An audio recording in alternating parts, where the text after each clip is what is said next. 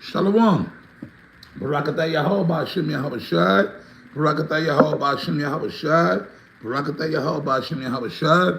This is Apostle Ricard back once again with another impromptu video. Okay, and like I said, I say all praises to Yahweh Shem Yahweh Shai. Hey, Shalom and Barak Ka Akim, man. Kazak Akim, Kazak Ka Akim. To you brothers of the hopeful elect. Okay, you sincere brothers of the hopeful elect. The 2/3 of Israel, those blessings don't go on you. We put curses on you. Okay. Anyways, we got this situation going on right now with what's this dude? Carmelo Anthony. No relation to the basketball player. You know, the famous basketball player Carmelo Anthony. This dude, this Jake, that stabbed the other white boy in the heart, Austin Metcalf. I want to pronounce the name correctly. I believe is Austin Metcalf or Metcalf or whatever the fuck it is, right? But personally, see, once again, you scoffers and you unspiritual guys ain't gonna get this. Just like most of the people in the world ain't gonna get it. Real talk, the dude, the Jake, it's all kind of racial tensions going on right now, and it's a powder cake, man. It's a powder cake situation. Anyways, the Jake Carmelo Anthony, he just got released on bond. I forget what the bond was, but it was higher, and they had him locked up. But now they released him, right? Because he comes, because surprisingly, he's not like a regular Pookie. He looked like one. This dude is actually from like a uppity black family. He's from a well-to-do, uppity black family. Basically, that's like this dude Carmelo Anthony. Basically, he's like Theo Huxtable. That's like Theo Huxtable. You know what I'm saying? He's like a Theo Huxtable type guy. Like he's he never been in trouble. This is his first time being arrested. But this one particular incident, he decided to take a knife and stab some dude, right? And but it's all the spirit of the Lord anyway. The Lord said he mustereth the host of the battle, right? But anyways, this guy, this dude, Carmelo Anthony, that's the real life Theo Huxtable. For those of you who don't know who Theo Huxtable is, that's if you ever, you new younger dudes might not know, but you folks that been around like the Cosby Show back in the 80s, which we all grew up watching the Cosby. The whole world watched Bill Cosby, the Cosby Show. Used to come on Thursday nights. That was the most popular, biggest show on TV ever, right? When Bill Cosby, and then his wife, she played Felicia Rashad, the sister that played Creed's mother, and that sister's all right, because basically she's an older woman now, but she still looked good for her, and she still looked the same. She's got a little gray hair, but she still has that same grace. And now, if anybody could be classified as a queen, there's two black women, sisters, that I would give that to. Number one, which there's no such thing as queens, but I'm saying, if I were to bestow that title on any black woman, there's only two that I could think of. Starting with the sister, Shahrazad Ali. She's older now, but she still looked the same. You could tell she's a little older, but she still pretty much looked good for her age. The sister, Shahrazad Ali, that wrote that book, The Black Man's Guide to Understanding the Black, and she totally exposed the black woman, and she's still getting down on the black woman, right? And the sister, Felicia Rashad, from the Cosby Show, Claire Huxtable, she went up on some podcast or whatever, and she told the fucking truth. Basically, these young girls, they are discreet, and not so many words, but she said it with class and grace. Excuse me, the way that those two sisters carried it, those are black women. Those are real black women. Like, those are the type of black women that I remember growing up around. Them sisters carried it, they act meager. Now, those are the only two black women that I could think of that I would even consider giving the title of a black queen to, man. Real talk. Them sisters, man, though they actually act like queens, man. You know? Like them sisters, Felicia Rashad and Shahrazad Ali, they act like black queens. They do. I'm gonna keep it real. And they have a small form of wisdom. They carry them, you never see them raise their voice, you never see them, like, you know, even the way they sit, they might have been some type of royalty in a past life. You see what I'm saying? But here it is out here, you got these big, fat, black gorilla ogre bitches out here, screaming at the top of their lungs, going crazy, eating McDonald's. I'm a black queen. You see what I'm saying? But that's the reason why we got all this chaos going on out here. All right? But anyway, circling back to the point, right? Circling back to my point, this dude Carmelo Anthony, they let him out on bond, they reduced the bond. But the reason I got into all that other stuff with Felicia Rashad, because basically this dude, he comes from a well-to-do family.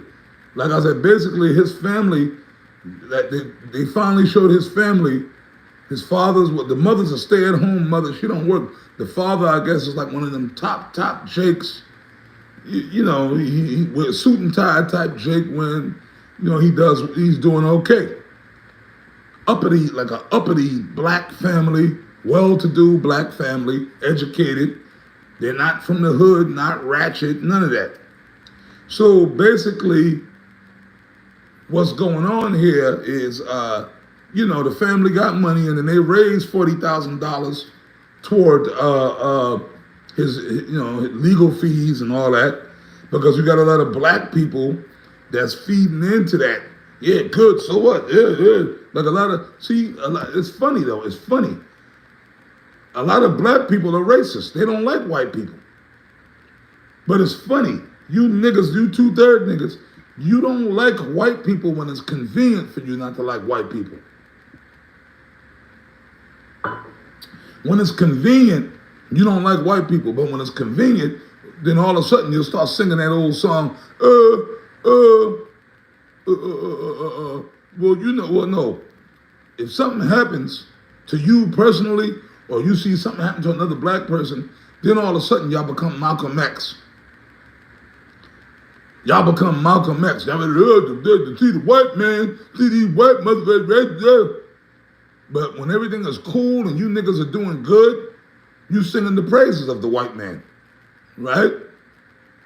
You can't be prejudiced. You niggas said that for years. Y'all prejudiced. Y'all been coming against us for years. The Israelite brothers, y'all prejudiced. Y'all racist. You can't, God love everybody. God love everybody. Jesus Christ love everybody. Y'all can't, you brothers are racist. Y'all got hate in your heart. But you fucking hypocrite Negroes, right? You hypocrite niggas. All of a sudden now, you niggas want to jump on the bandwagon every time something like George Floyd, all you Black Lives Matter, whoa. But you know what? It's all overall, that little nigga, he stabbed the white boy in the heart and killed him, right? Now, personally, for some reason, that white boy that got killed, Austin Metcalf, I think he was a Jake anyway. Because they showed the father on the news, they even showed him, and they showed his family, and the father was talking. He looked like a so-called white man, but I said, you know what, I think he might be an Israelite his damn self. But you know, niggas, you simple-minded niggas will never understand that. The scriptures talk about that. Amos 3:7. Only if you're spiritual, you can see certain things. But whatever, for argument's sake, he's a white man. Those are white people. But I looked at, I said, that dude's you know what? He's an Israelite foreigner. He's an Israelite. See, so you dumb niggas don't understand that. You don't understand that there's a lot of people out here that look like white people, but they're really your people. But that's something you'll never get into the kingdom. But anyways, for argument's sake, he's a white man. That was a white boy. So the dude stabbed him in the heart. Whatever. They're going to have the trial, whatever. But my thing is this. What the fuck was this little nigga doing with a knife in his bag anyway? Why would you bring a knife to a track meet? You see, so he came with bad intentions anyway, but that's cool. 1 Samuel 2:6 says, the Lord killeth and maketh alive. So it was overall Austin Metcalf, or whatever the fuck his name is, that was the judgment of the Lord anyway. Whether he's an Israelite foreigner or whether he really was an Edomite, it was the judgment of the Lord anyway. You understand? Yahweh Shem Yahushua is bringing judgment on people. Jake and Esau and the other nations. But the thing is this, it's funny, the black dude that killed the guy, he raised all kind of money. Black people, they putting black fist up on the screen, they're sending money in, but that's that old hatred. So basically that enmity between Jacob and Esau is never gonna go nowhere. But we've been telling you dumb niggas this shit for years, and y'all came against us. Oh no, we pray. Now all of a sudden you niggas are so pro-black and so racist now. Y'all don't like white people all of a sudden, right? But in retrospect, that's the Lord. And through the Spirit of the Lord, according to the scriptures, we always said that. No matter what, Jacob and Esau ain't gonna get along. So you niggas, even as bugged out and demonic as you niggas are, but then again, what about all you niggas that are killing other niggas? You niggas kill each other more than you killing the white man. That's the hypocritical part. Go to Chicago, go to Baltimore, and talk to all those young black men that's killing other young black men. Talk to all these black women that are getting abortions of black babies. Then we could talk about Black Lives Matter. But anyways, even over all that, it's all spiritual at the end of the day. That's all of a sudden, when something go down between a black person or a white person, it's the Spirit of the Lord, because it was always that way. Now I'm going to go back to the beginning here. Genesis 25 and 21. The birth of Esau, right? And Isaac entreated the Lord Yahweh Shem Yahushua for his wife, because she was barren. And the Lord Yahweh Yahushua was entreated of him, and Rebekah his wife conceived. Isaac, our forefather Isaac, which was Yahushua in the reincarnation, a lot of y'all don't know that. His wife couldn't get pregnant, Rebekah. He wanted to have a baby. So he prayed to the Lord, and the Lord blessed him for his wife to get pregnant. She conceived. And the children, this is the part that I really wanted to hit. And the children struggled together within her. Those two babies that were to be born was Jacob and Esau. Jacob being our forefather, which brought forth the 12 tribes of Israel, and Esau being Esau, who brought forth the race of the Edomites. They were fighting each other in the womb. So Jacob and Esau ain't gonna never get along, man. And he said, and the children struggled together within her, and she said, if it be so, why am I thus? And she went to her husband and asked to go to the Lord to find out why these two babies were wrestling. They were actually fighting in her stomach. And she went to inquire of the Lord, meaning her Lord Jacob, and Jacob went before the Most High. The Most High don't acknowledge women like that.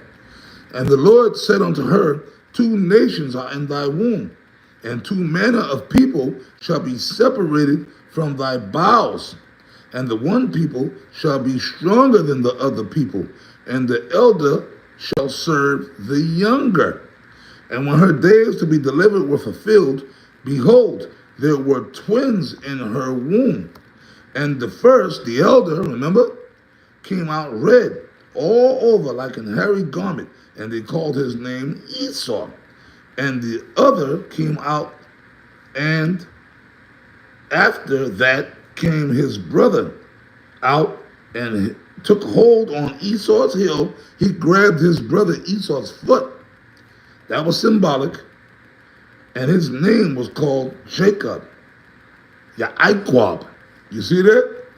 So basically, Esau, the elder, when you read further up, it said the elder shall serve the younger. So the baby that came out first, prophecy dictated that he was going to be a servant unto the second baby. Esau came out first. So that Esau was born to be a slave, a servant unto Jacob. Excuse me. And when it said red all over like a hairy garment, like back in 1 West, Apostle Tahar broke that. I mean, he came out with hair all over him, but he came out red. pink. It was giving you a description. They didn't mention Jacob's color because remember, Isaac and Rebekah and everybody at that time were all people of color, dark-skinned people. Esau came out unusual. That was an anomaly. He came out looking pale. So that's why I mentioned Esau. You know who the so-called white man is. He's Esau. You see what I'm saying? They didn't mention Jacob because Jacob, that baby, came out looking dark-skinned, brown, pigmentation, melanin. You see? And when the part was that he took a hold on Esau's heel, representing that the Lord was going to use Jacob to take Esau down from the foundation. If you grab somebody's foot, they're going to fall. So the Lord going to use Jacob to take down Esau. You see? But they were already fighting and wrestling with each other in the womb. So all these troubles today with the Austin Metcalf and the Carmelo Anthony, he stabbed the white boy. Like I said, whether that white boy was a Jake or not, but either way, it's still the symbolism of the whole thing. It's creating a lot of racial tensions. We're going to have a lot of things going on out here. But it all goes back to the scriptures. Black people and white people ain't going to never really truly get along. Okay, but like I said, you got a lot of people who look like white people, but they're really not white. Their line go back to Israel. You can tell in the spirit if you're spiritual. But the real true Edomites, the real true Edomites, so-called white people that are really Edomites, then Jake, them tensions are going to always be there between Jake and Esau. I just wanted to, make a point about this. That's all. So this thing right here is going to lead into a lot of racial tensions. Y'all watch. But I just wanted to bring some, I just wanted to expound on it, bring some form of clarity to the whole situation. Just wanted to make this quick point. And the Lord is using the name of the scripture says what? Shall there be evil in the city and the Lord have not done it? So the Lord used him to stab that white boy, and then on both sides, a lot of racial tension.